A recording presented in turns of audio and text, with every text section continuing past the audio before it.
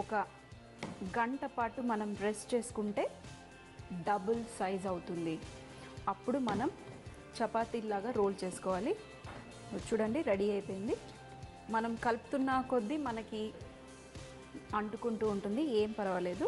మరీ ఎక్కువగా మీరు వాటర్ వేసుకోకండి, కాస్త వాటర్, ఎందుకంటే మనం గుడ్డు వేసుకున్నాం. మరీ ఎక్కువగా వాటర్ వేసుకున్నారనుకోండి చాలా పల్చగా అయిపోతుంది. మీరు ఇలా కలుపుతూ ఉండాలి. ఒకవేళ అంటుకుంటుంది అనుకోండి ఇంకాస్త మీరు మైదా పిండి వేసుకుంటే సరిపోతుంది. ఇలా సాఫ్ట్గా అయిపోవాలి. మరి ఇది రెడీ అయిపోయింది చూడండి, సాఫ్ట్గా అయిపోయింది, స్మూత్గా కూడా అయిపోయింది. మీరు రెస్ట్ చేసే ముందు కావాలంటే కాస్త నూనె వేసుకోండి. వేసేసుకొని ఒక్కసారి మిక్స్ చేసేసి, ఏంటంటే నూనె ఎందుకంటే అంటుకోకుండా ఉంటుంది తర్వాత. సో ఇలా వేసేసుకొని ఇప్పుడు మనం ఒక గంట రెస్ట్ చేసుకుందాం.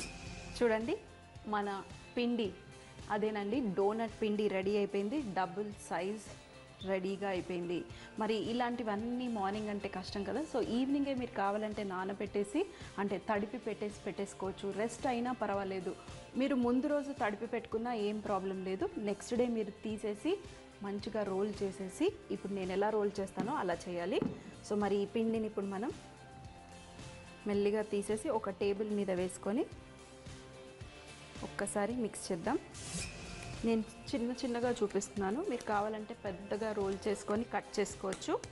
మనం చపాతీలు ఎలా రోల్ చేస్తామో అలాగే రోల్ చేయాలి, కానీ మందంగా. కాస్త పొడి పిండి వేసుకోవచ్చు.